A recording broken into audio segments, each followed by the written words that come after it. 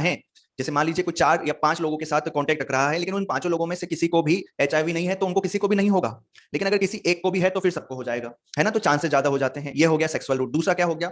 Parental route. Parental routes में parents का कोई लेना देना नहीं है। मैं आपको बताता हूँ, पेरेंटल रूट मतलब है ब्लड।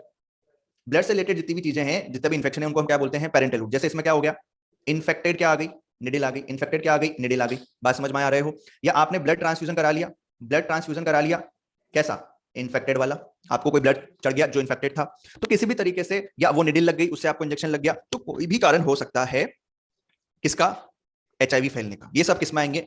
ब्लड कॉन्टेक्ट में। अगर मैं बात करूं मदर से, तो मदर से फीटस को भी आ सकता है और इन्फेंट को भी आ सकता है। दोनों अलग अलग हैं क्या? जब तक यूट्रस में रहेंगे फीटस बोलेंगे, और यूट्रस से आने के बाद इन्फेंट बोलेंगे, है ना, बच्चा वही है। तो फीटस में जब माँ है, माँ में जब फीटस है, तो वो अपनी माँ के साथ जुड़ा हुआ है प्लेसेंटा के थ्रू, और एचआईवी जो है प्लेसेंटा को क्रॉस कर सकता है, 33% चांसेस हैं। उसके बाद जब बच्चे को माँ दूध पिला रही है, लैक्टेशन करवा रही है, तब कोलेस्ट्रम में भी एचआईवी आ सकता है। ये दोनों भी चांसेस हैं मदर से आने के। तो एक बात आप ध्यान रखेंगे, ट्रांसमिट किससे हुआ? ओनली बॉडी फ्लूइड, जैसे लैक्टेशन हो गया, ब्लड हो गया, सीमन हो गया, है ना, लिम्फ हो गया। तो ये जो बॉडी फ्लूइड है, इन्हीं से क्या फैल सकता है? इन्हीं से क्या फैल सकता है? HIV, but not present in saliva, tears and urine. अब कुछ मिसकंसेप्शन हैं, वो देखते हैं। एड्स जो है वो हाथ लगाने से, टच करने से, नॉर्मल टच करने से, फिजिकल कांटेक्ट से, जैसे कि गले मिलने से, किस करने से। यहाँ पे नॉर्मल किस की बात हो रही है? चिक किस की बात हो रही है? शेयरिंग मील्स, साथ खाना खाने से, शेकिंग हैंड्स, हाथ मिलाने से, मॉस्किटो बाइट, मच्छर के काटने से, वो खांस रहा है, छींक रहा है, या उसकी देखभाल करने से एड्स नहीं फैलता। एड्स नहीं फैलता, ये ध्यान रखिए। बात समझ में आई आपको? इन सबसे एड्स नहीं फैलता। क्लियर? तो किसी को मिसकंसेप्ट हो तो वो निकाल दे कि भाई इनसे एड्स फैलेगा। बात समझ में आई? चलो, सलाइवा में नहीं फैलता तो साथ में खाने से भी नहीं होगा ना? हाँ, तो नहीं होगा ना बेटा, आप एक साथ खा रहे हो, नहीं होगा। वही तो बताया मैंने, साथ खाने से, शेयरिंग मील्स, साथ खाने से शेयरिंग मील्स नहीं फैलता। चलो, अब दो चीजें हैं बेटा। मान लीजिए आप आज, आपके अंदर कोई पैथोजन जा रहा है बॉडी में, तो आप आज के आज बीमार हो जाओगे क्या? आज के आज बीमार हो जाओगे क्या? टाइम लगेगा बीमार होने में। अच्छा, आपके अंदर आज कोई पैथोजन चला गया, कल टेस्ट कराने चलेगा, क्या टेस्ट पॉजिटिव आ जाएगा क्या?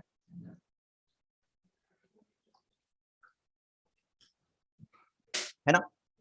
तो किसी भी पैथोजन को वो टाइम जिसमें आपको सिम्टम आए और लैब में डिटेक्ट हो पाए, उस टाइम में बांटा गया है। तो कोई भी पैथोजन जब आपकी बॉडी में एंट्री करता है, क्या करता है? एंट्री। तो उस एंट्री दिन से लेकर वो दिन जब हम उसको क्या कर सकते हैं? लैब में डिटेक्ट कर लें। लैब में डिटेक्ट कर लें वो दिन, किसी के दिन 2 दिन भी हो सकता है, किसी के लिए 4 दिन भी हो सकता है, 5 दिन भी हो सकते हैं। तो लैब में डिटेक्ट कर लें, तो वो पीरियड कौन सा होता है? Window period. कौन सा होता है वो पीरियड? Window period. क्लियर? जिस दिन एंट्री हुई उस दिन से लेकर वो टाइम जब आपको क्या है? फर्स्ट सिम्टम आए, वो पीरियड कहलाता है इंक्यूबेशन पीरियड। बात समझ में आई? आप टेस्ट के लिए कब जाओगे? आप टेस्ट के लिए कब जाओगे? जब आपको सिम्टम आएंगे। बात समझ में आ रही है? बिना सिम्टम के टेस्ट कराने जाएंगे क्या? नहीं। तो अदर डिजीज में तो क्या होता है? अदर डिजीज में तो क्या हो सकता है जनरली, कि जो आपका इनक्यूबेशन पीरियड है ना, वो छोटा है विंडो पीरियड से। तो सिम्टम जल्दी आ जाते हैं, आप जल्दी सचेत हो जाते हैं, जल्दी इलाज शुरू कर देते हैं। लेकिन एड्स में क्या हो रहा है? इनक्यूबेशन पीरियड, इनक्यूबेशन पीरियड बहुत ज्यादा है विंडो पीरियड से, तो इसमें सिम्टम ही नहीं आते। बताओ, फिर टेस्ट कराने जाओगे नहीं, तो बीमारी बढ़ती रहती है। तो एचआईवी ने एंट्री करी, उसको फर्स्ट आप लैब में डिटेक्ट कर रहे हो, कौन सा पीरियड? Window period. यानी कि विंडो पीरियड के खत्म होने के बाद ही टेस्ट सही होगा। अगर किसी डिजीज का विंडो पीरियड खत्म नहीं हुआ है और आपने पहले टेस्ट करा लिया, तो क्या वो टेस्ट सही आएगा? बिल्कुल नहीं आएगा। विंडो पीरियड पूरा होना चाहिए, एक मिनिमम कंसंट्रेशन उस पैथोजन की बननी चाहिए बॉडी में, उससे बनने वाली एंटीबॉडी की कंसंट्रेशन बननी चाहिए, तभी तो वो टेस्ट देगा। और विंडो पीरियड कितना है एड्स के लिए? 2 to 12 वीक्स, बहुत छोटा सा पीरियड है। लेकिन हम जाएंगे क्यों? क्योंकि जो इनक्यूबेशन पीरियड है वो 5 से 10 साल का है। सिम्टम्स अपीयर होने में 5 से 10 साल लग जाते हैं, और 5 से 10 साल बाद जब टेस्ट कराएंगे ससुरा, तब तक तो खत्म हो चुका होगा मामला। बोलो, समझ में आ रही है बात? ये दोनों पीरियड समाप्त, दोनों पीरियड समझ में आ गए? बोलता ही नहीं है कोई। अब चलो, अब बात करते हैं कि सिम्टम आ जाएंगे तब क्या होगा। तो पहला तो जो पीरियड चलेगा वो कौन सा चलेगा? Asymptomatic phase. कौन सा चलेगा? एसिम्प्टोमेटिक। और क्या मैं एसिम्प्टोमेटिक फेज को आई डॉट पी लिख सकता हूं क्या? क्या मैं इसको आई डॉट पी लिख सकता हूं क्या? हाँ, इनक्यूबेशन पीरियड में सिम्टम नहीं आते, उसके खत्म होने के बाद आते हैं। तो एसिम्प्टोमेटिक फेज चल रहा है, सिम्टम नहीं आ रहे, मतलब कौन सा पीरियड चल रहा है? बोलता ही नहीं है कोई। अरे बात समझ में आई? क्योंकि इस समय कोई भी सिम्टम बॉडी में नहीं आ रहे हैं, बीमारी बन रही है। अब धीरे धीरे उसमें क्या होने लगेगा, एड्स जो है धीरे धीरे उसमें घर करने लगेगा। और 5 से 10 साल बाद आपको जब पहली बार सिम्टम आने लगेंगे तो वो माइल्ड सिम्टम्स आएंगे। कैसे आएंगे? माइल्ड, ज्यादा खतरनाक नहीं होंगे, माइल्ड आएंगे। उनको बोलते हैं एआरसी। क्या बोलते हैं? ARC, AIDS related complex. कि भाई एड्स शुरू हो गया। जैसे इसमें क्या होने लगेगा, आपको फीवर रहने लगेगा, है ना, आपके जो लिम्फ नोड्स हैं उसमें स्वेलिंग हो जाएगी। क्या हो जाएगी? उसमें स्वेलिंग हो जाएगी। आपको डायरिया रहने लगेगा, क्लियर, बार बार फीवर आने लगेगा। तो ये छोटे छोटे से सिम्टम्स आने लगेंगे एड्स के, इसको बोलते हैं माइल्ड फॉर्म ऑफ एड्स। लेकिन जैसे ही आपके टी हेल्पर सेल का नंबर कितना हो जाएगा, 200 × 10⁶ पर लीटर, जैसे ही यहां पर पहुंचेगा आपके टी हेल्पर सेल का नंबर, अब आपको हो जाएगा फुल ब्लोन एड्स। क्या हो जाएगा? फुल ब्लोन एड्स, मतलब चरम सीमा पे पहुंच चुका है एड्स, खतरनाक स्टेज पे, लास्ट स्टेज चल रही है आदमी की फुल ब्लोन एड्स में। जितना जल्दी इलाज शुरू करेंगे उतनी ही जल्दी ये स्थिति नहीं आएगी। जितना जल्दी आप ट्रीटमेंट शुरू कर देंगे उतना ही लेट आप अपनी मौत को करते जाएंगे। एड्स का इलाज नहीं है, एड्स है मृत्यु है। पर सही टाइम पे अगर डायग्नोसिस शुरू कर दिया जाए, सही टाइम पे अगर हम इलाज शुरू कर दें, तो हाँ, हम अपनी मौत को थोड़ा टाल सकते हैं। समझ आ रही है? बिल्कुल जिगरा जिगरा फातिमा, बिल्कुल। अब जब फुल ब्लोन एड्स हो जाएगा, खतरनाक तरीके से टी हेल्पर खत्म हो गई, मतलब क्या कम हो गई बॉडी में? सर इम्यूनिटी खत्म हो गई। अरे इम्यूनिटी ही तो आपका बॉडी गार्ड था। अब ऐसे टुच्चे टुच्चे पैथोजन, ऐसे छोटे छोटे गुंडे जिनकी औकात नहीं थी कि तुम्हें छू सके, तुम्हें इन्फेक्शन कर सके, अब उनकी भी देखो हैसियत, वो सब भी तुम्हारे अंदर क्या करेंगे? इन्फेक्शन करेंगे। अरे उन्हें क्या मिल गया? मौका, मौका, इन्फेक्शन करने का मौका, अपॉर्चुनिटी मिल गई। उनकी औकात नहीं थी, उनको क्या मिली? बोलता ही नहीं है, अपॉर्चुनिटी। और इस समय जितनी भी इन्फेक्शन आपको होंगे उनको क्या नाम दिया जाएगा? Opportunistic infections. माइकोबैक्टीरियम एवियम, ये साला ऐसा पैथोजन है जो बर्ड्स में टीबी करता है, चिड़िया में। तुम्हारे अंदर टीबी करने की औकात नहीं है ससुरे की, पर इसको पता चला भैया उस आदमी का इम्यूनिटी खत्म हो गया, चलो देख के आते हैं, आएगा टीबी कर देगा। समझ पा रहे हो? एक फंजा, एक ये सिस्टिसाइटिस क्या था, फंगस किया था ना, न्यूमोसाइटिस, आपके अंदर बैक्टीरिया कर रहा था निमोनिया, ये देखो ये भी करने लग गया। अरे कापोसी सार्कोमा कब से पढ़ाता आ रहा हूं, होता नहीं है, करने वाला हर्पीस वायरस है, इसके पास कैंसर करने का जीन होता है, आपके अंदर आ भी गया तो कैंसर नहीं करेगा, लेकिन क्या हो गई आपकी इम्यूनिटी खत्म। और इम्यूनिटी खत्म हो गई, इसको मिल गया मौका, कर दिया क्या? कापोसी सार्कोमा। ये सबको मौके मिलेंगे और इसको बोलते हैं अपॉर्चुनिटी इन्फेक्शन, और यही फुल ब्लोन एड्स है। इतनी बीमारियां उस वक्त को हो जाएगी, इतनी बीमारियां, बेचारा बच नहीं पाएगा। एड्स से नहीं मरेगा, एड्स की वजह से होने वाली इन सारी बीमारियों से मरेगा, खत्म, बिल्कुल पतला दुबला, खत्म होकर मरता है, बहुत बुरी मौत होती है। बिल्कुल सौम्य, लाइफ बिकम्स लिविंग हेल। वाह, नरक समान जीवन हो गया। ये होता है, ठीक ही नहीं होगा तो बीमारियों पे बीमारियां। हम 2-4 दिन बीमारी दे रहे हैं, यार क्या आफत है भगवान, मुझे कुछ नहीं है जीवन में, मुझे पैसा वैसा कुछ नहीं चाहिए, मुझे कोई क्रश का मैसेज नहीं चाहिए, मुझे बस ठीक कर दो आप, मुझे बस ठीक कर दो, है कि नहीं? और जैसे ठीक हुए, कौन भगवान, कौन सी तबीयत खराब, अपने को तो चाहिए पैसा, अपने को घूमना है, अपने को खाना है, अपने को टहलना है। ये होता है इंसान। तो हेल्थ इज वेल्थ, पहला सुख निरोगी काया, ये तभी समझ में आया जब कौन आया? पैथोजन आया। आगे बात समझ, तब तक ये चीज समझ में नहीं आती इंसान को। चलो तीनों चीजें क्लियर है। पहली फेज चलेगी एसिम्प्टोमेटिक फेज, जिसमें इनक्यूबेशन पीरियड चलेगा, सिम्टम्स नहीं आएंगे। उसके बाद थोड़े थोड़े सिम्टम्स आएंगे, थोड़ा थोड़ा एड्स बनने लग गया, ARC mild form of AIDS बनेगा। और फिर जैसे टी हेल्पर सेल का नंबर इतना कम हो जाएगा कि 200 जितना, तो फुल ब्लोन एड्स, इम्यूनिटी खत्म, तरह तरह के इन्फेक्शन आपको होने लगेंगे। बात समझ में आई? हाँ सर, अब अगर हो गया तो क्या करें? टेस्ट कैसे कराएं? टेस्ट का नाम बताओ, टाइट फैट के लिए टेस्ट कराया था, हाँ, इसका टेस्ट का नाम है ELISA, enzyme linked immunosorbent assay. Very important, अक्सर पूछ लेता है कि एलाइजा टेस्ट, एलाइजा टेस्ट बहुत सारी चीजों के लिए होता है, एलाइजा टेस्ट बहुत सारी चीजों के लिए होता है, मैं आपको बता देता हूं, लेकिन हमारे क्या दे रखा है? एड्स के लिए, क्लियर। ये है स्क्रीनिंग टेस्ट। अगर किसी का पॉजिटिव आ जाता है एलाइजा टेस्ट, फिर उसको कंफर्म किया जाता है, और कंफर्म क्यों किया जाता है? वेस्टर्न ब्लॉट की हेल्प से। किसकी हेल्प से? वेस्टर्न ब्लॉट की हेल्प से। ये कंफर्मेटरी टेस्ट है भाई, बड़ी चीज है, कंफर्म कर लो हुआ है कि नहीं, है ना, और कितना हुआ है, कितना फैल गया है, ये सब अपने को वेस्टर्न ब्लॉट में पता चल जाता है। अगर आपको एलाइजा पॉजिटिव आ जाता है एचआईवी के लिए, तो फिर कौन सा करेंगे अपन? Western blot. बहुत बढ़िया, समझ में आया? क्लियर। एंटीबॉडी चेक करेंगे एलाइजा में, और वेस्टर्न ब्लॉट में हम प्रोटीन चेक करते हैं, वो सदन loading, northern loading, western loading, ये सब सुना होगा ना आपने, बस याद रख लो, इस चीज पर कुछ भी नहीं है। कुछ बातें एलाइजा के बारे में दी हुई है, एलाइजा का पूरा नाम यहाँ पे दिया हुआ है, आपको याद होना चाहिए, इसमें कौन से एंजाइम काम में आते हैं, कोई जरूरत नहीं है याद करने की। ये एक बहुत बढ़िया और अच्छा डायग्नोसिस है, जो ना कि सिर्फ प्रेगनेंसी टेस्ट में, एड्स में, हेपेटाइटिस में, एसटीडी में, रूबेला में, थायराइड में, कई सारे इंफेक्शन है, जिसका टेस्ट आप किसी हेल्प से कर सकते हो, एलाइजा की हेल्प। तो आपको याद क्या रखना है? एलाइजा क्या है? Diagnosis for AIDS, confirmatory test क्या है? वेस्टर्न लोडिंग, और एलाइजा का फुल फॉर्म क्या है? ये बात समझ में आ गई? बहुत बढ़िया सर। अब अगर पॉजिटिव आ गया तो इलाज बताओ? कोई इलाज नहीं, कोई इलाज नहीं है इसका। ये लाइन पढ़ो जो मैंने डब्बे में बंद कर दी, मृत्यु तो आएगी, लेकिन आप सही समय पर इलाज कर सकते हैं, शुरू कर देते हैं, आप इग्नोर नहीं कर रहे हैं अपनी बीमारी को, आप जानकारी रख रहे हैं, डर नहीं रहे हैं, तो आप अपनी मौत को थोड़ा टाल सकते हैं, डिले कर सकते हैं। समझ में आया चीज? बिल्कुल। अब देखो, जो आपके अंदर आरएनए आ रहा था, वायरस का आरएनए आ रहा था, वो कौन से एंजाइम की हेल्प से डीएनए बना रहा था? रिवर्स ट्रांसक्रिप्टेज की हेल्प से। तो हमने क्या बना दिया? एक ऐसी दवाई बना दी जो रिवर्स ट्रांसक्रिप्टेज एंजाइम को क्या करे? इनहिबिट करे। लो भाई, जिस पेशेंट को, जिसको एड्स हो गया, उसको ये दवाई खिलाएंगे जिससे उसके अंदर रिवर्स ट्रांसक्रिप्टेज की एक्टिविटी खत्म हो जाए, और वायरस अपनी कॉपी तो बनाए लेकिन बहुत स्लो बनाए, उसको टी हेल्पर सेल का नंबर कम करने में बहुत ज्यादा टाइम लगे, इसको बोलते हैं AZD-ज़िडोविडिन, है ना। इसमें बहुत सारी है, आपको सिर्फ कोई याद नहीं रखनी, बस ये AZD याद रखना, ये थोड़ी सी इंपॉर्टेंट है। दूसरा, वो किस एंजाइम के काम में ले रहा था? प्रोटीन कोड बनाने के लिए, प्रोटीज इनहिबिटर दे देंगे। इंट्रीगेस ले रहा था इसके लिए, जुड़ने के लिए।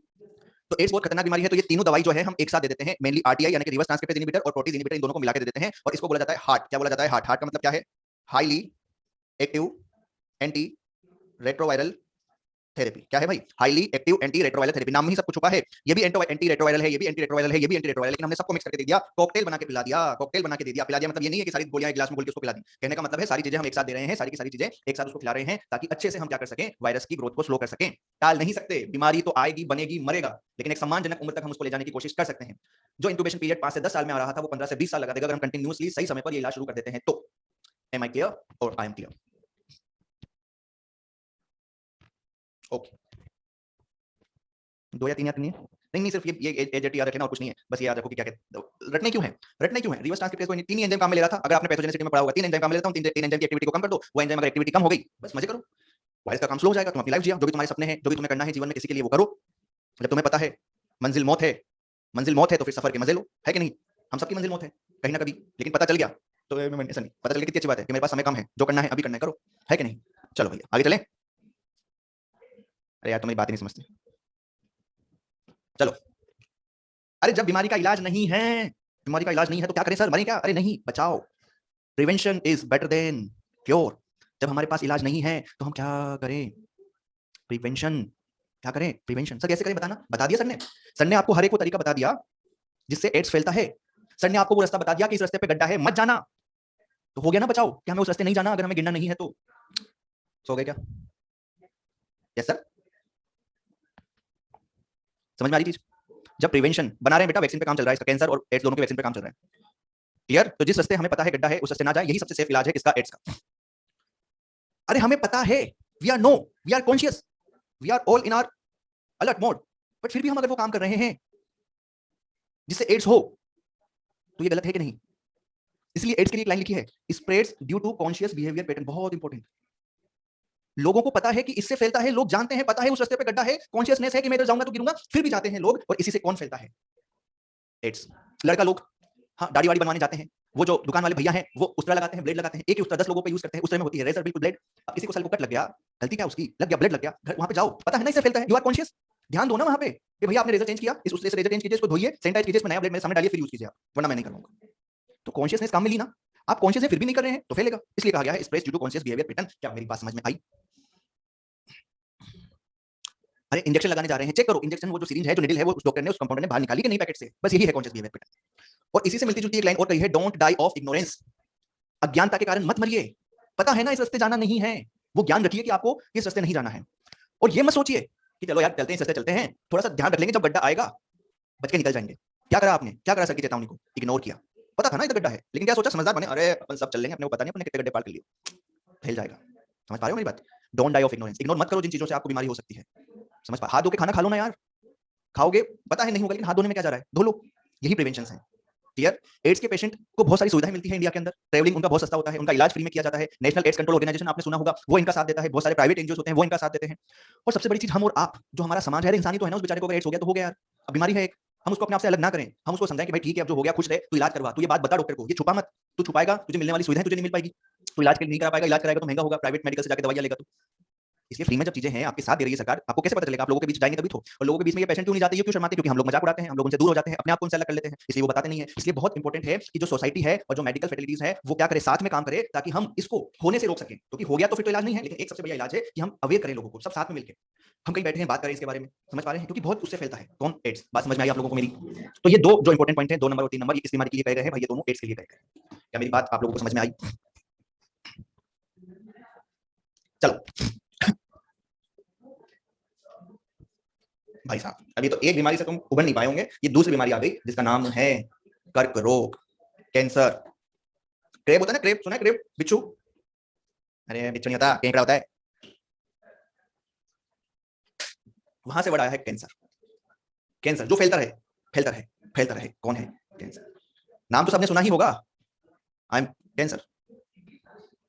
बहुत खतरनाक। किससे नहीं होता कैंसर? ना ना सर, ये पूछो किससे होता है कैंसर? सबसे होता है कैंसर। आज हम इनसे घिर चुके हैं जो कैंसर खोज करता है। तुषार जी बिल्कुल सही कह रहे हैं आप, इंसान और कुछ नहीं है।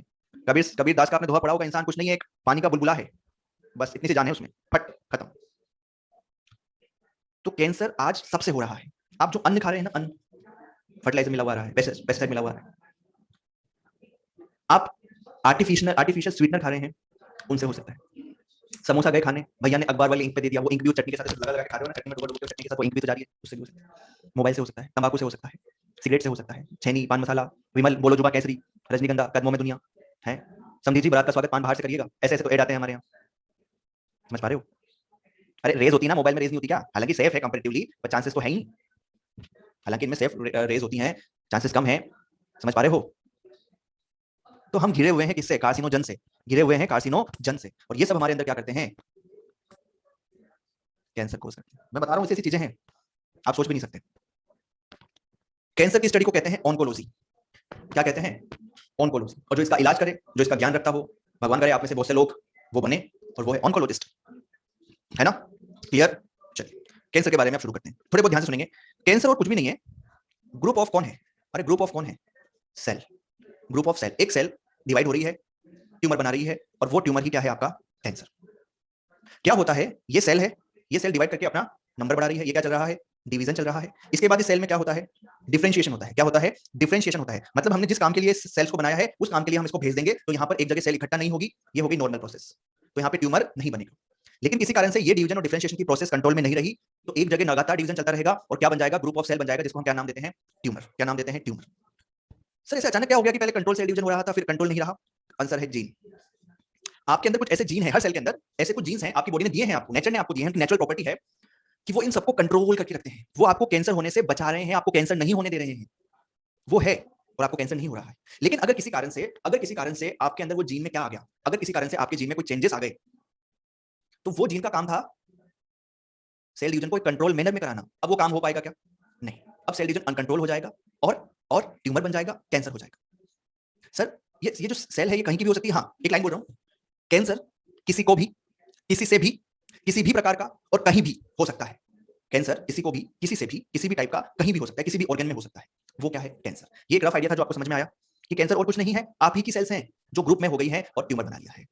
आगे देखो, और देखो क्या लाइन लिखी है? अनकंट्रोल्ड, एबनॉर्मल, किसके लिए सौम्या? अनकंट्रोल्ड, एबनॉर्मल और एक्सेसिव। कंट्रोल में नहीं है, नॉर्मल नहीं है, और बहुत ज्यादा हो रहा है। कौन सा डिवीजन? माइटोटिक। अरे सर माइटोटिक डिवीजन क्यों हो रहा है? इसको बंद कर दो ना। अरे ससुर, तुम्हारा ग्रोथ कौन करेगा? तुम्हारी लंबाई बढ़ाने के लिए क्या मुझे ग्रोथ हार्मोन लाके मुझे सेल डिवीजन नहीं करना पड़ेगा? तुम्हारे यहाँ पे कट लग जाएगा, कट लग जाएगा यहाँ पे, तो ये कट ठीक नहीं होगा, नहीं कराना पड़ेगा सेल डिवीजन। बोलो तुम्हारी बॉडी ग्रोथ कैसे करेगी बिना सेल डिवीजन के? तो ये तो चलेगा, ये नेचुरल प्रोसेस है। लेकिन ये कंट्रोल मैनर में है। कंट्रोल कौन कर रहा है? सर जीन कर रहे हैं। जीन में क्या दिक्कत हो गई? म्यूटेशन हो गया, म्यूटेशन हो गया, जीन में दिक्कत हो गई, जो जीन काम कर रहा था वो नहीं होगा, तो क्या हो जाएगा? कैंसर। क्या मेरी बात समझ में आ रही है? अब एक चीज समझो, एक प्रॉपर्टी होती है सेल की जिसको हम बोलते हैं कॉन्टैक्ट इनहिबिशन। क्या बोलते हैं? नॉर्मल सेल की जब सेल ग्रोथ करने लगती है, अपना नंबर बढ़ा रही है, और नंबर अगर एक हद से ज्यादा बढ़ रहा है तो वो एक दूसरे के कांटेक्ट में आ रही है। नंबर एक हद से ज्यादा बढ़ रहा है तो वो एक दूसरे के कांटेक्ट में आ रही है, और अगर वो एक दूसरे के कांटेक्ट में आ रही है तो वो एक दूसरे को ए बहन जगह नहीं है, बहन बंद हो जा, ए बहन जगह नहीं है, बंद हो जा, कांटेक्ट करती हैं, और सेल डिवीजन को क्या करती हैं? इनहिबिट करती हैं। तो ऐसा कांटेक्ट जिससे सेल डिवीजन इनहिबिट हो जाए, ट्यूमर बनने से रोक लिया जाए, उसी प्रॉपर्टी को क्या नाम दिया जाता है? उसी प्रॉपर्टी को क्या नाम दिया जाता है? Contact inhibition. ये कांटेक्ट इनहिबिशन भी खत्म हो जाता है कौन सी सेल में? कैंसर सेल में। क्वेश्चन आएगा, क्या नॉर्मल सेल में कांटेक्ट इनहिबिशन की प्रॉपर्टी मिलती है? हाँ। क्या कैंसर सेल में ये प्रॉपर्टी मिलती है? ना। मिलती तो कैंसर क्यों होता? सर ये प्रॉपर्टी कहां से है? ये है आपकी नेचर है आपके सेल की, उसकी नेचर है। जब देखो क्या है, और आसान तरीके से समझाता हूं। आपकी बॉडी को पता है, your body is very smart, I am not sure about you, but आपकी बॉडी बहुत स्मार्ट है, ये सब जानती है। इसे पता था कि कमबख्त इंसान आगे जाके कैंसर का शिकार हो सकता है, क्योंकि इसके अंदर माइटोटिक डिवीजन चल रहा है, और माइटोटिक डिवीजन ज्यादा हो गया तो कैंसर होने की संभावना है, ये आपकी बॉडी को पता था। तो उसने अलग से एक मैकेनिज्म सेट कर दी हर सेल के लिए कि ट्यूमर को बनने से रोको, कैसे भी रोको, तुम ट्यूमर मत बनने दो। ठीक है सर, वो जीन ने बना दिया, जीन ने काम कर दिया, हम ट्यूमर नहीं बनने देंगे। लेकिन अब हमने हमारी लाइफस्टाइल ऐसी कर ली, देखा होगा आजकल कैंसर के केस बहुत ज्यादा आ रहे हैं, कि वो लाइफस्टाइल में हम ऐसी ऐसी चीजें के कांटेक्ट में आने लग गए जिससे वो जीन खराब होने लगे। बॉडी ने तो पूरी तैयारी करके दी थी, इम्यूनिटी तो दी थी कि कैंसर ना हो, लेकिन कैंसर को रोकने के लिए अलग से जीन भी दे दी तुम्हें, अलग से सेल भी दे दी, अलग से प्रॉपर्टी भी दे दी कि कैंसर किसी भी तरीके से इस आदमी को नहीं होना चाहिए। लेकिन हमने लाइफस्टाइल ऐसी कर ली कि वो काम ही करना बंद कर दी, तो हमें क्या हो रहा है? कैंसर हो रहा है। और जब ये नॉर्मल प्रॉपर्टी जो आपको बचा रही थी ये काम नहीं कर रही है, क्या होगा? कैंसर होगा। तो एक कैंसर सेल में जिसमें कांटेक्ट इनहिबिशन की प्रॉपर्टी नहीं है, वो लगातार डिवाइड करती जाएगी, लगातार डिवाइड करती जाएगी, और एक mass of cell, group of cell बना लेगी, जिसको हम क्या नाम देंगे? ट्यूमर। कौन मर? ट्यूमर। ट्यूमर बहुत खतरनाक, यानी कि कैंसर बहुत खतरनाक डिजीज है ह्यूमन बींग्स में। नॉन इन्फेक्शियस डिजीज में अगर कोई सबसे ज्यादा खतरनाक है आज के टाइम पे, जिससे लोग नाम से डर जाते हैं, that is cancer. Major cause of death all over the world is cancer. आदमी सब तरीके से टूट जाता है। आगे बढ़ूं, ये देखो, इसको समझो। आपकी सारी कंट्रोल कौन कर रहा था? जीन। जब तक वो जीन काम कर रहा था कैंसर नहीं हो रहा था, लेकिन किसी कारण से मान लीजिए क्या हो गया? म्यूटेशन हो गया, और म्यूटेशन में क्या हो गया? जीन चेंज हो गया, मतलब जीन काम नहीं कर रहा है, तो वो क्या करेगा? कैंसर कोज करेगा। क्या आपको मेरी बात समझ में आ रही है? किसी कारण से आपके अंदर म्यूटेशन हो गया, और म्यूटेशन होने के कारण वो जीन जो आपके अंदर काम कर रहे थे वो भी क्या हो गए, ट्रांसफॉर्म हो गए, बदल गए। अब जो आपको कैंसर होने से रोक रहे थे वो नहीं रोक पा रहे हैं, तो आपके अंदर लगातार क्या होगा, नंबर ऑफ सेल इंक्रीज होंगे, क्योंकि माइटोटिक तो चल रहा है। अब कोई लगाम बेलगाम घोड़ा हो गया, घोड़ा तो पहले भी था लेकिन लगाम लगी हुई थी, अब वो लगाम छूट गई है, जिधर चाहे उधर भाग रहा है, तबाही मचा रहा है। इस नंबर ऑफ सेल के इंक्रीज होने को बोला जाता है नियोप्लास्टिक ग्रोथ। क्या बोला जाता है, नियोप्लास्टिक ग्रोथ। और नंबर ऑफ सेल जब इंक्रीज हो जाते हैं तो एक जगह ग्रुप ऑफ सेल बन जाता है जिसको बोलते हैं ट्यूमर, और इसी को नाम दिया है नियोप्लाज्म। तो ट्यूमर का बनना, ट्यूमर की जो प्रोसेस है बनने की, दैट इज नियोप्लास्टिक ग्रोथ, और ट्यूमर बन गया, दैट इज नियोप्लाज्म। क्या बात समझ में आई? अब ये ट्यूमर दो तरह के हैं, एक है बिग्नाइन ट्यूमर और एक है मैलिग्नेंट ट्यूमर। बिग्नाइन ट्यूमर बहुत शांत, इसके लिए मैं एक लाइन लिख रहा हूं, इट इज नॉन कैंसरस, और मैलिग्नेंट लिख रहा हूं, इट इज अ कैंसर। ध्यान से सुनना। बिग्नाइन में भी क्या हुआ, ग्रुप ऑफ सेल ने इकट्ठा करके क्या बना लिया, ट्यूमर। लेकिन इस ट्यूमर की खास बात क्या है कि इसकी बहुत स्लो ग्रोथ है, बहुत स्लो ग्रोथ करता है, धीरे धीरे मोटा होता है, कम खतरनाक है। सबसे बड़ी बात इसके आसपास क्या है, एक कैप्सूल है। क्या है, कैप्सूल है, मतलब ये कैसा है, कैप्सुलेटेड। कैसा है ये, कैप्सुलेटेड। अब कैप्सुलेटेड है तो यहां पे ये जो ग्रुप ऑफ सेल है ये बाहर नहीं जा रही है ना, ये बाहर नहीं जा पा रही है, यही है, जिस ऑर्गन में हुई है, जिस जगह पर हुई है वहीं रहेगी, बाहर नहीं जाएगी, मतलब नॉन इन्वेजिव है, एक जगह से दूसरी जगह नहीं जा पाएगी, जहां है वहीं रहेगी, लोकलाइज्ड है, इसलिए इतना खतरनाक नहीं है। आप डॉक्टर के पास, डॉक्टर साहब देखो मेरा ट्यूमर बन गया, डॉक्टर साहब चेक करेंगे, अरे कोई दिक्कत नहीं है, बिग्नाइन ट्यूमर है, इसको छेड़ो मत, फैल नहीं रहा है, कोई दिक्कत नहीं दे रहा है, हम इसको छेड़ेंगे तो हो सकता है फैल जाए, कैप्सूल वैप्सूल फूट जाए, इसको चलने दो, है ना, जब तक दिक्कत नहीं आएगी तब तक हम इसके साथ छेड़खानी नहीं करेंगे। बिग्नाइन ट्यूमर, ठीक है, कहीं भी सेल ग्रोथ होगी, एक जगह इकट्ठा होगी, वो भी है, ट्यूमर है, लेकिन कैंसरस नहीं है, फैल नहीं रहा है, वो धीरे धीरे ग्रोथ करेगा, तुम्हें कोई दिक्कत नहीं देगा। कौन सा ट्यूमर, बिग्नाइन ट्यूमर। क्या बात समझ में आई? लेकिन कुछ ट्यूमर ऐसे होते हैं जिनको हम नाम देते हैं मैलिग्नेंट। सर पर में भी, सौम्या जी मैं समझा नहीं आपको, बिल्कुल मनीष, गिठान सी हो जाती है ना वो। दूसरा है मैलिग्नेंट, बहुत खतरनाक, बहुत खतरनाक। ठीक, मैलिग्नेंट ट्यूमर। ये अगर ट्यूमर बन रहा है तो इसकी एक खास बात तो यह है कि इतनी तेजी से बढ़ता है ना कि आप सोच भी नहीं सकते, खतरनाक तरीके से रैपिड ग्रोथ होती है, रैपिड ग्रोथ लगातार, आज इतना देखोगे कल इतना बड़ा हो जाएगा, लगातार ग्रोथ हो रही है। और इसके आसपास कोई कैप्सूल भी नॉन कैप्सुलेटेड। अब इसके आसपास से मान लो कोई ब्लड वेसल जा रही है ना, कुछ टूटकर, कुछ सेल टूटकर कहां आ जाएगी, ब्लड में आ जाएगी। क्या आ जाएगी, ब्लड में, और ब्लड के थ्रू मूव करके किसी दूसरे ऑर्गन में जाके वहां पे क्या बना लेगी, ट्यूमर। फिर तीसरी जगह जाके क्या बना लेगी, ट्यूमर। पूरी बॉडी में इन्वेड हो जाएगा, क्योंकि किस टाइप का है, इन्वेजिव है, लोकल नहीं है, एक जगह हो गया पूरी बॉडी में फैल जाएगा, एक जगह हो गया पूरी बॉडी में फैल जाएगा। और मैलिग्नेंट ट्यूमर की ये प्रॉपर्टी, कौन सी प्रॉपर्टी, एक जगह से दूसरी जगह जाने की प्रॉपर्टी, मैलिग्नेंट की ये प्रॉपर्टी, मूविंग प्रॉपर्टी, एक जगह से लोकल नहीं रहने की प्रॉपर्टी, सबसे खतरनाक है, यही तो इसको सबसे खतरनाक बना रही है। एक जगह ट्यूमर हो गया, आप निकाल दोगे सर्जरी करके, छोटे छोटे ट्यूमर कहां से निकालोगे, इसी को बोलते हैं metastasis, not metagenesis, it is metastasis. समझ पा रहे हो, metastasis, most feared property, most feared property. और ये जो मैलिग्नेंट ट्यूमर है ना, इतना खतरनाक है भाई साहब, किसके आसपास जो नॉर्मल सेल रहेगी ना, जो नॉर्मल सेल रहेगी, क्योंकि रैपिड ग्रोथ कर रहा है, न्यूट्रिशन ज्यादा चाहिए, आसपास की नॉर्मल सेल का भी न्यूट्रिशन क्या कर लेगा, एब्जॉर्ब कर लेगा, इनको भूखा मार देगा, इनको मिलेगा ही नहीं खाना, भूखे मरने लगेंगे ये सेल। ट्यूमर इतने खतरनाक तक हो सकते हैं कि अपनी जरूरत पूरे करने के लिए वो खुद की ब्लड वेसल्स भी बना लेते हैं। आई एम रिपीटिंग, खुद की ब्लड वेसल तक बना लेते हैं ट्यूमर्स, छोटी छोटी ब्लड वेसल, जो मेन ब्लड वेसल जा रही है उसमें छोटा सा कनेक्शन कर लिया ताकि लगातार हमें क्या मिलता है, न्यूट्रिशन, और हम ग्रोथ करते हैं। इतना खतरनाक होता है आपका मैलिग्नेंट ट्यूमर। तो मैलिग्नेंट ट्यूमर मूविंग टाइप का है, एक जगह से दूसरी जगह जा सकता है, और एक जगह से दूसरी जगह जाने की जो प्रोसेस है that is known as invasive है, दैट इज नोन एज, कौन इस पे इन्वेजिव बना रहा है, कौन सी प्रॉपर्टी इसकी खतरनाक है, मेटास्टेसिस। तो आपको चीजें क्लियर होनी चाहिए कि कौन से ट्यूमर की कौन सी प्रॉपर्टी है। बिग्नाइन ट्यूमर है तो कोई दिक्कत वाली बात नहीं है, नॉन कैंसरस है ना, बिग्नाइन ट्यूमर को हम कैंसर में कंसीडर नहीं करते, ट्यूमर है लेकिन कैंसर नहीं है। लेकिन मैलिग्नेंट ट्यूमर भाई साहब बहुत खतरनाक, क्योंकि कौन सी प्रॉपर्टी रखता है, कैप्सूल नहीं है, एक जगह से दूसरी जगह जा रहा है, जाने कहां कहां घूम रहा है, कौन सी प्रॉपर्टी शो कर रहा है, मेटास्टेसिस। चलें ओ भैया, हाँ ये चलो सुन लो, बस आगे बताता। देखो एड्स के लिए मैंने एक बात बोली थी कि मृत्यु अटल है, मृत्यु नहीं रोक सकते। कैंसर के साथ ऐसा नहीं है, आप कैंसर के लिए लाइन नहीं बोल सकते कि मृत्यु आएगी ही आएगी। इसमें यह है कि जितना जल्दी आप पहचान लोगे, जितना जल्दी डायग्नोसिस हो जाएगा, उतना ही मेटास्टेसिस कम हो पाएगा, उतने ही नए नए ट्यूमर कम बन पाएंगे, और हम अपनी मेडिसिन चालू कर देंगे, इलाज चालू कर देंगे। तो कहता हूं ना, फर्स्ट स्टेज का कैंसर, सेकंड का, लास्ट स्टेज का कैंसर, ऐसे सुना होगा आपने, बहुत ज्यादा बॉडी में फैल गया यार, कहां कहां के ट्यूमर निकालोगे, अब तो मरना तय है उसका।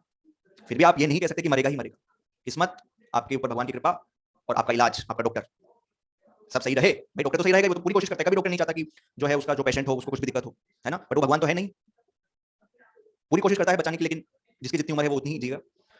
तो मैलिग्नेंट में क्या है कि मैक्सिमम लोग, बिल्कुल अगर बहुत लेट पता चल रहा है तो इलाज जरूर करवाते हैं, लेकिन लगभग मरते ही हैं, है ना। फिर इलाज कैसा हो रहा है, कहां हो रहा है, किस तरीके से हो रहा है, वो सारी चीजें डिपेंड करती है। तो हम लेकिन ये नहीं कह सकते कि कैंसर मतलब मौत, एड्स मतलब मौत, लेकिन कैंसर मतलब मौत ऐसा नहीं कह सकते, है ना। डिपेंड करता है कितनी जल्दी आपको ये डायग्नोसिस हो रहा है ना। बिल्कुल स्टेजेस होते हैं, जितनी जल्दी स्टेज में पता चलेगा, अर्ली स्टेज में पता चलेगा, इलाज उतना ही आसान और सक्सेसफुल रहेगा, सीधी सीधी सी बात है। ये देखो, ये मेटास्टेसिस की प्रॉपर्टी है जो आपको यहाँ दिखाई जा रही है। ये एक कोई ऑर्गन था जहां पर सबसे पहले क्या डेवलप हुआ, प्राइमरी ट्यूमर। ये प्राइमरी ट्यूमर के आसपास कोई कैप्सूल नहीं था, कोई कैप्सूल नहीं था, क्योंकि कौन सा टाइप का है, मैलिग्नेंट टाइप का। अब यहां से जो ये ब्लड वेसल निकल रही है, यहां से कुछ कैंसर सेल निकली, और कैंसर सेल कहां एंटर कर गई, ब्लड में। और अब जब एक बार ब्लड में पहुंच गई, एक बार जब ब्लड में पहुंच गई, तो इसका मतलब कहीं भी जा सकती है, इसका मतलब कहीं भी जा सकती है। इसी प्रॉपर्टी को मेटास्टेसिस बोला था। अब ये कहीं और गई और कहीं और जाके क्या बना लिया, एक सेकेंडरी ट्यूमर बना लिया, कहीं और जाके टर्शियरी ट्यूमर बना लेगी। इस तरीके से ये पूरी बॉडी में फैल जाएगी और इसी प्रॉपर्टी को बोला है मेटास्टेसिस। क्या मेरी बात समझ में आई? अब आगे देखो, ये स्लाइड मैं आपको पढ़ाऊं उससे पहले मैं आपको कुछ और पढ़ाना चाहता हूं। 15 मिनट तो 15 तो ठीक है। ये देखो मैंने आपको शुरू में क्या बोला था, कुछ जीन होते हैं क्या? कुछ जीन होते हैं ना जो आपकी बॉडी की ग्रोथ को यानी कि सेल डिवीजन को कंट्रोल करते हैं। अब मैं आपको एक नॉर्मल मैकेनिज्म पढ़ा रहा हूं कि आपकी बॉडी में क्या चल रहा है। नॉन कैंसर रेसिस्टेंट, कैंसर नहीं है। किसी भी जीन के पास, किसी भी सेल के पास, किसी भी नॉर्मल सेल के पास जो ग्रोथ करने की पावर होती है, सेल डिवीजन करने की पावर होती है, वो कुछ जीन से कंट्रोल होती है।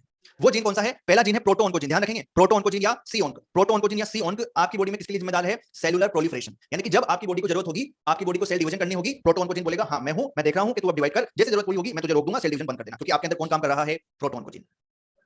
पर मान लो गलती से कभी ट्यूमर बनने की कोशिश कर रहा है, ट्यूमर बनने लग गया, तो उस ट्यूमर को रोकने के लिए भी सेल के पास जीन है जिसका नाम है ट्यूमर सप्रेसर जीन, या आपके सेलुलर प्रोलिफरेशन को क्या कर देगा? बंद कर देगा, ट्यूमर नहीं बनेगा। मान लो बन ही गया छोटा मोटा ट्यूमर, एक और जीन है सुसाइडल जीन। ट्यूमर बनेगा, मरवा दो साले को, सुसाइड करा दो, उसका लाइसोसोम तोड़वा दो, जाके एपोप्टोसिस करा दो, उसका प्रोग्राम सेल डेथ करा दो। उसकी पढ़ाया था मैंने जब एनके सेल पढ़ाया था आपको, नेचुरल किलर सेल। तो ये तीन तीन चीजें हैं आपके अंदर जो आपको रोक रही है किसमें जाने से? कैंसर में जाने से। तो एक नॉर्मल सेल प्रोटोऑन्कोजीन की प्रेजेंस में नॉर्मल सेल की तरह ही डिवाइड कर रही है। और इन नॉर्मल सेल में क्या एक प्रॉपर्टी है या नहीं? क्या कांटेक्ट इनहिबिशन है? बिल्कुल है। अगर ये ज्यादा ग्रोथ करने लग गया, नॉर्मल सेल ज्यादा ग्रोथ करने लग गई, तो आपका जो कांटेक्ट इनहिबिशन की प्रॉपर्टी है वो इन दोनों जीन को क्या करा देगा? एक्टिव। भाई ज्यादा होने लगी सेल, मतलब ट्यूमर बनने की पॉसिबिलिटी है, सेल एक दूसरे के कांटेक्ट में आने लगी, सेल कहेगी अरे सेल कांटेक्ट में आ जाओ, और उन दोनों जीन को बोल दो जो ट्यूमर बनने से रोकेगा, तो फिर ये दोनों जीन क्या हो जाएंगे? Activated when cell contact with normal cell. तो सेल आपस में कांटेक्ट आती है, जीन एक्टिवेट हो गया, ट्यूमर बनने से रुक गया, रेगुलेट कर दिया, सुसाइड कर दिया, हमें कैंसर नहीं हुआ। प्रियंका कश्यप कह रही है कि प्रोटोऑन्कोजीन को ही बाहर निकाल सकते हैं क्या? जीन को निकालना किसकी सेल में से निकालोगे? और निकाल दोगे तो फिर वो सेल ग्रोथ कब करेगी? जब उसको जरूरत पड़ेगी। तो protooncogene is not a bad gene, it is a good gene. ये होना चाहिए। ये क्या आपकी बॉडी में है? क्या है सर? ये तीनों तीनों जो जीन है मेरी बॉडी में है, यही तो मुझे बॉडी करवा रही है, डिवीजन करवा रहा है। और ये क्या है? नॉर्मल सेल है, नॉर्मल सेल में है। और नॉर्मल सेल में ही किसकी प्रॉपर्टी मिल रही है? कांटेक्ट इनहिबिशन की प्रॉपर्टी मिल रही है। क्लियर? प्रोटोऑन्कोजीन ही ग्रोथ करवाता है। प्रोटोन, अरे यार जीन ही तो कहता है ना आपके अंदर जो भी काम हो रहा है जीन के कंट्रोल में हो रहा है। जीन कहेगा ये करो, सेल कर देगी, जीन कहेगा वो करो, सेल को कोई मतलब नहीं है, जैसा ऑर्डर देगा मेरा जीन में वैसा काम करूंगी, खत्म। प्रोटोन जीन को बोला हां सर डिवाइड करना करो, प्रोटोन जीन को बोला रुक जाएंगे। समझ में आ रहा है? अब ध्यान से सुनना, क्या ये तीनों जीन आपके अंदर प्रेजेंट है नॉर्मल कंडीशन में? है। ये तो मैंने आपको नॉर्मल चीजें बताई जो आपको कैंसर होने से रोक रही है। अब आगे सुनिए, कॉज ऑफ कैंसर। क्या ये प्रोटोऑन्कोजीन ही था जो आपको कैंसर से बचा रहा था, कंट्रोल करा रहा था, सेल ग्रोथ करा रहा था, लेकिन कैसा करा रहा था? कंट्रोल करा रहा था। अब किसी कारण से, किसी कार्सिनोजन जो कैंसर कोज कराए, उसने इसके अंदर क्या कर दिया? म्यूटेशन। किसी भी जीन के अंदर अगर म्यूटेशन हो गया तो क्या वो उसका नेचुरल काम कर पाएगा? क्या क्या उसका नेचुरल काम कर पाएगा? क्या नहीं कर पाएगा। तो प्रोटोऑन्कोजीन में अगर क्या हो गया? म्यूटेशन हो गया, तो it will convert into the oncogene. इस प्रोटोऑन्कोजीन में इस म्यूटेशन ने बदल दिया ऑन्कोजीन में, और इसको बदलना कहलाता है ऑन्कोजेनिक ट्रांसफॉर्मेशन या नियोप्लास्टिक ट्रांसफॉर्मेशन।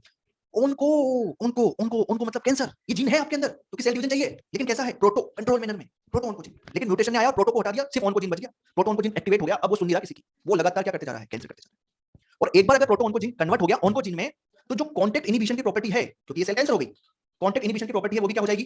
खत्म। और कांटेक्ट इनहिबिशन की तो वो प्रॉपर्टी थी जो उन दोनों जीन को क्या कर रही थी? चालू कर रही थी। अब वो प्रॉपर्टी नहीं है, ये जीन भी अपना इफेक्ट नहीं दिखाएंगे, तो आपकी एक सेल धड़ाधड़ धड़ाधड़ धड़ाधड़ ग्रोथ करती जाएगी और एबनॉर्मल ट्यूमर सेल में कन्वर्ट हो जाएगी, जिसको हमने नियोप्लाज्म नाम दिया था। क्या ये दोनों बातें आपको समझ में आई? एक स्टेटमेंट बोल रहा हूं, protooncogene is present in cancer cell.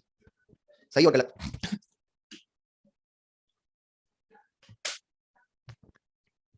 Oncogene is present in normal cell. Oncogene present in normal cell.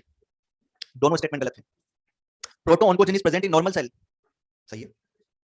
Oncogene present in cancer cell. सही है। कांटेक्ट इनहिबिशन की प्रॉपर्टी मिलती है नॉर्मल सेल में। बिल्कुल बिल्कुल। समझ में आ गया? म्यूटेशन के कारण प्रोटोऑन्कोजीन किसमें बदल गया? ऑन्कोजीन में।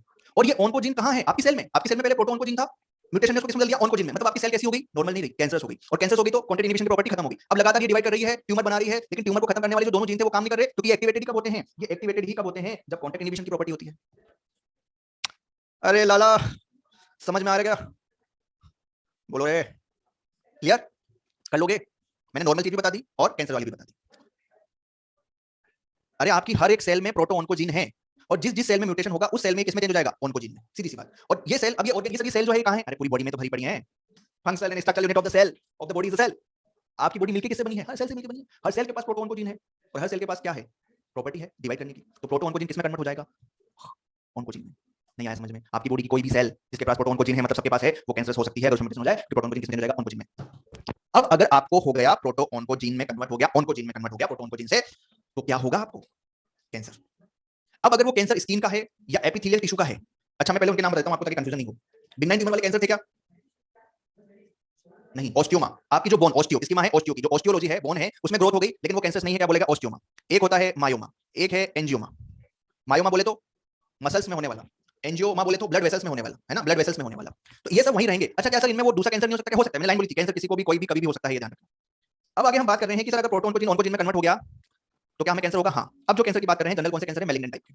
अगर स्किन का या एपिथेलियल टिश्यू का कैंसर हो रहा है तो उसको क्या नाम देंगे? कार्सिनोमा। कौन सा नाम देंगे? कार्सिनोमा। ये मोस्ट कॉमन है, अबाउट 85% जो कैंसर है वो कार्सिनोमा वाले होते हैं। एग्जांपल क्या है? Breast cancer, cervical cancer, cervical cancer समझो ना, सर्विक्स, ह्यूमन फीमेल में जो मिलता है, cervix, vagina cervix, lung cancer, prostate cancer. बात आ रही है समझ में? इंडिया की बात करूं मैं तो फीमेल, मेल के अंदर जो सबसे ज्यादा कैंसर मिलता है वो मिलता है ओरल कैंसर। कौन सा मिलता है? और अगर फीमेल में बात करूं तो मिलता है कौन सा कैंसर? Cervical cancer. समझ आ रही चीज? क्योंकि फीमेल को प्रॉपर हाइजीन नहीं मिल पाता कई बार इंडिया में, किसी कारण से सैनिटरी नैपकिन नहीं मिल पाते ड्यूरिंग देयर मेंस्ट्रुअल पीरियड्स, तो किसी और चीज का इस्तेमाल करने से इंफेक्शन हो सकता है ना, तो ये मिलता है। मेल में क्यों मिल रहा है? बहुत ज्यादा तंबाकू चबाते हैं, खैनी चबाते हैं, विमल खाते हैं, गुटखा खाते हैं, तंबाकू फूकते हैं, चरसी, गंजेड़ी, ये सब मेल में ओरल कैंसर करा सकता है। बात समझ में आ रही है मेरी? लंग कैंसर एक ऐसा कैंसर है जो पूरी दुनिया में बहुत ज्यादा क्या कोस करता है? डेथ। पोल्यूशन इतना हो गया साहब, ऊपर से सिगरेट फूक रहे हैं, लंग्स खत्म होते जा रहे हैं। लंग्स कैंसर डेथ का एक मेजर कोस है। बात समझ में आई? बोलो। दूसरा कैंसर है आपका सार्कोमा। ये सिर्फ पढ़ लेना एक बार ना, एनसीईआरटी से बाहर की चीज है, 3 टाइप का कैंसर है, सिर्फ रीड आउट कर लेना, ऐसे लोड मत लो। ये है मेसोडर्मल टिश्यू का, बहुत कम देखने को मिलता है, 1% से भी कम। क्लियर? ओस्टियोसार्कोमा किसका कैंसर है भाई? बोन का, मैलिग्नेंट। मायोस, वो मायोमा था, ये मायोसार्कोमा है, किसका है? मसल्स का। लिम्फोसार्कोमा किसका कैंसर है? लिम्फ नोड्स का। बेटा किसी से भी होता है कैंसर, तो किसी को भी किसी से भी हो सकता है। स्किन कैंसर बात करें जनरली यूवी रेस से होता है ना? किसी को भी किसी से भी कभी भी कहीं भी कोई सा भी कैंसर हो सकता है। बात समझ में आई? तीसरा कैंसर है ब्लड कैंसर। ब्लड मतलब ब्लड के अंदर जो सेल्स है ना आपकी, कार्पसस, डब्ल्यूबीसी, आरबीसी, इनका जो कैंसर होता है तो उसको बोलते हैं blood cancer. Leukaemia, leukaemia word WBC के लिए आता है। सीएमएल, सीएमएल मतलब होता है क्रोनिक मेगेलोजिनस ल्यूकेमिया। ये होता है आपका रेसिप्रोकल ट्रांसलोकेशन, नाम सुना होगा आपने। क्रॉसिंग ओवर का एक भाई है, वो सिस्टर क्रोमेटिड में होता है, शायद उसको जेनेटिक्स में पढ़ाता नहीं हूं, तो उसको शायद वो क्रॉसिंग ओवर बोलते हैं, नॉन सिस्टर या नॉन होमोलोगस में होता है तो उसको रेसिप्रोकल ट्रांसलोकेशन। तो 9 और 22 क्रोमोसोम में होता है तो ये वाला ल्यूकेमिया, और 8 और 14 क्रोमोसोम के बीच में हुआ तो कौन सा? लिम्फोमा, बर्किट्स लिम्फोमा जिसको बोलते हैं। सिर्फ याद रखना है, चिंता वाली कोई बात नहीं है, कोई डिटेल आपसे नहीं पूछेगा। क्लियर? इन सबके कारण से आपके जीन में कुछ चेंजेस हो जाते हैं जिसकी वजह से कैंसर हो सकता है। 3 तरह का कैंसर पढ़ा हमने, कार्सिनोमा, सार्कोमा और ब्लड कैंसर बोलते नहीं है। क्लियर? प्रोस्टेट कैंसर समझ गए ना, कहां का कैंसर है? मेल में होगा, फीमेल में होगा? प्रोस्टेट कैंसर मेल में होगा ना, प्रोस्टेट ग्लैंड याद नहीं है क्या? बिल्कुल।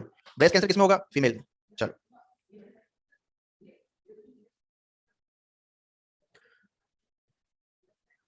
बिनाइन मैलिग्नेंट में भी कन्वर्ट हो सकते हैं Akriti ji. Benign tumour is not a cancer, से ध्यान रखिए, बिल्कुल हो सकते हैं। नेक्स्ट है कार्सिनोजन। अरे ये वही तो हैं जो क्या करा रहे थे? म्यूटेशन करा रहे थे, याद है? या हम इनको क्या कहेंगे? Cancer positive agent. कैंसर को कॉज कराने वाले कौन है? कार्सिनोजन। इसमें कुछ रेज हो सकती हैं, रेडिएशन हो सकते हैं, कुछ केमिकल्स हो सकते हैं, फिजिकल फैक्टर हो सकते हैं, बायोलॉजिकल फैक्टर हो सकते हैं। बात आ रही है समझ में? बोलते नहीं है कोई।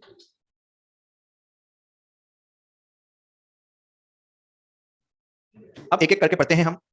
पहला है रेडिएशन। रेडिएशन समझते हैं ना आपने? रेज निकलती है। ये रेज दो तरह की हो सकती है, आयनाइजिंग या नॉन आयनाइजिंग। आयन रिलीज करती है, इनकी जो वेवलेंथ होती है वो शॉर्ट वेवलेंथ होती है, लेकिन इनकी जो फ्रीक्वेंसी है वो बहुत ज्यादा है, और इनकी जो एनर्जी है वो भी बहुत ज्यादा है, ज्यादा डैमेज करती है। नॉन आयनाइजिंग की बात करें तो ये लॉन्ग वेवलेंथ वाली होती है, फ्रीक्वेंसी क्या हो जाती है? कम, और एनर्जी भी क्या हो जाती है? कम। आयनाइजिंग का एग्जांपल एक्सरे। एक्सरे, हाँ वही एक्सरे जिससे आप टूट फूट का पता लगाते हो, वही एक्सरे कार्सिनोजन है। गामा रेस कार्सिनोजन है। यूवी रेस नॉन आयनाइजिंग का एग्जांपल कार्सिनोजन है। अरे आपने इनका नाम सुना है क्या? हिरोशिमा और नागासाकी। अरे जापान ने अमेरिका के ऊपर बम फोड़े थे, न्यूक्लियर बम फोड़े थे ना जापान ने। अरे अमेरिका ने फोड़े थे जापान के ऊपर। सूतली बम नहीं, एटम बम। सूतली बम नहीं फोड़ा है। इतना खतरनाक रेडिएशन निकलता है इनसे। कब फोड़ा था? शायद 45 में, 1945 में। आज भी दुनिया में जितने ल्यूकेमिया के केस आते हैं ना, उससे 5 गुना अकेले हिरोशिमा और नागासाकी में आते हैं। बिल्कुल यश कुमार, बहुत बढ़िया, लिटिल बॉय और फेटमैन, बहुत शानदार, नॉलेज रखते हो, अच्छी बात है। और ये बात समझ, और आज भी वो रेडिएशन हैं कि जीन में म्यूटेशन हो गया, इनहेरिटेंट हो गया, आज भी वो जीन काम कर रहा है। आज भी बच्चे बेचारे अपाहिज, हम कहे कैंसर से ग्रसित पैदा हो रहे हैं। बात आ रही है समझ में? बहुत खतरनाक है रेडिएशन, बहुत खतरनाक। न्यूक्लियर पावर प्लांट जहां पर बिजली बनती है, याद सुना होगा आपने, वहां पे कितनी टाइट सिक्योरिटी होती है, क्योंकि वहां पर यही न्यूक्लियर रिएक्शन तो करवाई जाती है। जरा भी लीक हो गई, मामला कभी बिगड़ जाएगा, शेयर के शेयर तबाह हो सकते हैं भैया, इतनी खतरनाक चीज है रेडिएशन। बात समझ में आ रही है क्या? दूसरा है कुछ केमिकल्स। केमिकल्स की बात करें, आपने सबसे पहले सुना होगा टबाकू, टेबेको, तंबाकू। और खाते होंगे भैया, ऐसा ऐसा खाते हो टबाकू चैम्बर? हाँ, सब खाते हो तुम, मुझसे छुपा रहे हो। पिताजी का चुप चुप के जर्दा खाने वाले हो तुम, हैं गरीबों। तो उसमें होता है तंबाकू में केमिकल्स होते हैं, निकोटीन होता है और एक ऐसा केमिकल होता है जिससे कैंसर होता है। और निकोटीन डिपेंडेंसी कोज करता है, पढ़ेंगे हम। स्मोकिंग कर सकते हैं, स्नोटिंग कर सकते हैं, सुनते हैं, खाते हैं, चबाते हैं, बहुत सारी चीजें। आर्टिफिशियल फ्लेवर्स, जो भी आप फूड कलर हो गए, आप जो आइसक्रीम खा रहे हो, कोई ऐसा खाना खा रहे हो जिसमें क्या मिला हुआ है, आर्टिफिशियल स्वीटनर मिला हुआ है, उससे भी कैंसर हो सकता है। एस्ट्रोजन हार्मोन, इसका लेवल बढ़ जाए, बाहर से दे दिया जाए, फीमेल में ब्रेस्ट कैंसर तक हो सकता है इससे। अरे यही तो वो हार्मोन है जो ग्रोथ करवाता है, ब्रेस्ट की ग्रोथ हार्मोन फॉर ब्रेस्ट लिखवाया था, बढ़ गया बॉडी में किसी भी कारण से, ब्रेस्ट कैंसर हो जाएगा। डाई, जो मार्कर बोर्ड पे लिखा जाता है, कोई प्रिंटिंग प्रेस में काम कर रहा है, लगातार पेंट इंडस्ट्री में काम कर रहा है, किसी रंगाई में, छपाई के कारखाने में काम कर रहा है, जहां उसका कॉन्टेक्ट लगातार डाई से हो रहा है, उसको कैंसर हो सकता है। यूरिनरी ब्लैडर का कैंसर हो सकता है। क्या आपको मेरी बात समझ में आ रही है? क्लियर है? बिल्कुल, एस्ट्रोजन कोई भी कैंसर कर सकता है आपके अंदर। तो ये सब कौन सी श्रेणी में, कौन सी कैटेगरी में आएंगे? केमिकल कैटेगरी में। आया समझ में? चलो आज यहीं तक रखते हैं, बाकी दोनों कारण कल पूरे कर लेंगे। क्लियर? पढ़ के आइएगा, इंपोर्टेंट